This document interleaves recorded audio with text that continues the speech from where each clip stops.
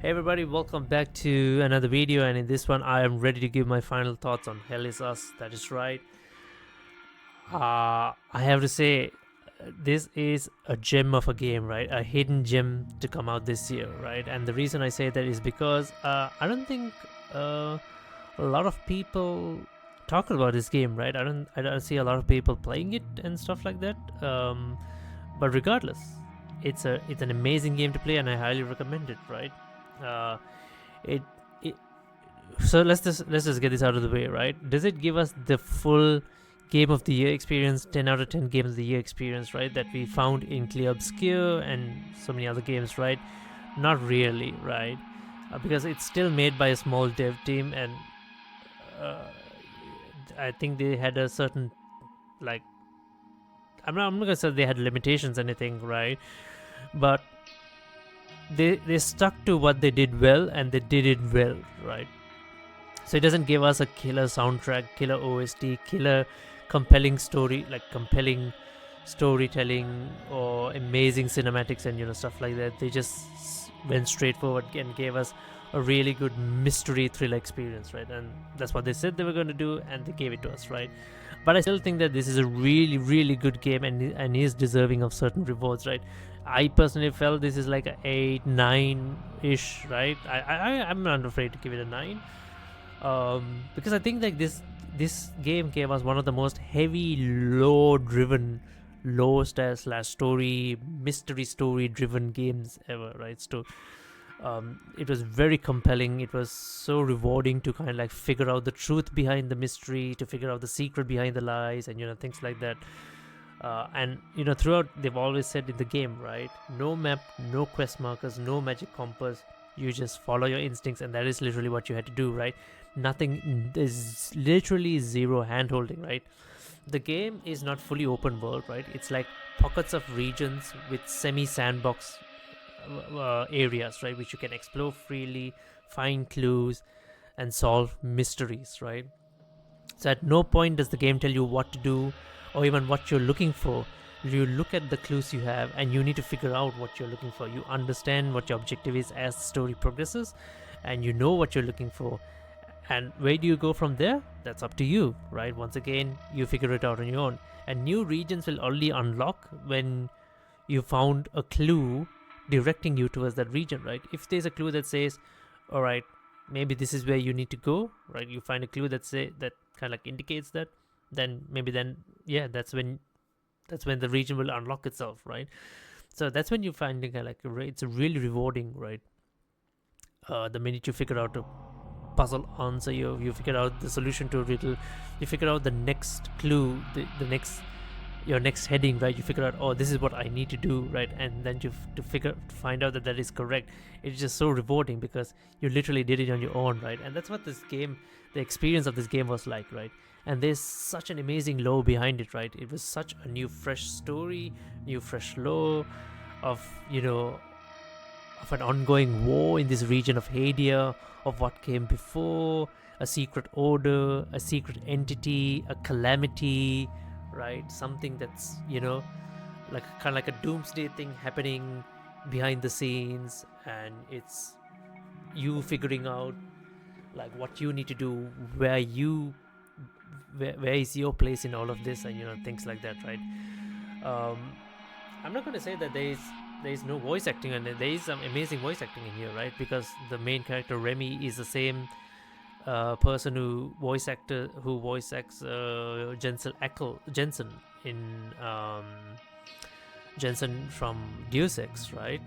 And I have to tell it, man, that guy's voice just suits all this mystery types. Just it's the same as Deus Ex, right? All these mystery story type games. Like it was just an amazing experience.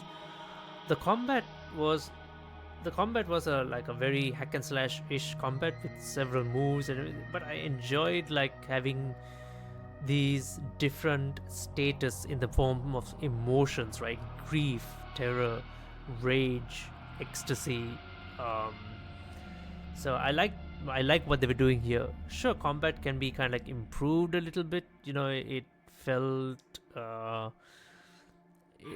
combat did feel not 100% fleshed out, but I still enjoyed it regardless. I liked the drone, how you use the drone in combat. I thought it was quite nicely done. But I just love doing the whole Tomb Raider type, delving into this ancient, like, as you discover your clues, you're gonna be doing a lot of tomb raiding, right? So once again, once you're inside the tomb, you have no idea what you're looking for. You just go with your gut feeling on what you see, what you're expected to do, and whether you make it out of it with your next clue or whatever it is you're looking for, it's up to you. But in addition to that, there's so many other mysteries to solve around the world, so many things to figure out, so many people to help, so many conversations and dialogues to have, and everything adds to the big picture of what is happening in this war-torn country. What are the two sides fighting on about? What is the story behind the story, right? I've just got to say, it is just such. I don't want to spoil. I don't want to say anything. It is just such an amazing in-depth, like, behind-the-scenes lore, right, of what has happened, of what is to come, and what is yet to be seen. So, so that all said, I don't want to say anything more, right, other than what an amazing, like, feeling it was to play this game, to figure out, to finally figure out the truth of things, and things like that. So, which is why I say it's very rewarding. It's not a very lengthy game as well, right? I kind of like finished it in roughly 40 hours, right? So you can play it, right? You can finish it in a couple of days, so it's not too lengthy, but it's not overwhelmingly lengthy as well, right? I think it's a perfectly sized game. It's not too big, it's not too overwhelming where you're stuck looking for clues for days and you can't figure it out or anything. It's not too overwhelming. The regions are not too overwhelming to explore. It's just manageable, right? Everything is manageable, I would say. So yeah, I would highly recommend. This is a must play for people who love, especially people who love, exploration, just going, not sure where you're going, but you're just going in some direction thinking you're going to find something. You just love doing all this side explorations, right? So yeah, I'd say. So what's in it for the future for Helisas? They definitely, the ending did have kind of like an open-ended ending, so you feel like there is a lot more to come, right? So there's going to be a sequel, but it's going to depend on how much more can they expand upon the existing lore, right? What more could happen, right? Because it seems like there is a lot more to come. So yeah, we just have to wait and see what the devs from Rogue. Was it Rogue Nation? Yeah. What the devs decide on doing, right? Rogue Factor. Rogue Factor is the devs, so yeah. And this is the first title, so yeah. All these small devs putting out these amazing games this year. It's just such an eye-opener, right? Like, so yeah. So there you guys have it. Hell is Us. Highly recommend you play it. It's an amazing game to enjoy. It has a little bit of replay value as well if you want to like do several playthroughs and get certain things done right. So yeah, you can do that. So it has a little bit of replay value as well, unless you get everything done just perfectly on your first playthrough.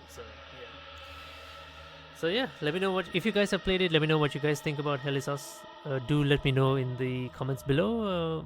Do share your thoughts if you have played the game, or if you would like to play the game. Do share your thoughts, and yeah, I'll see you guys in the next live stream or video. Till next time then, bye bye.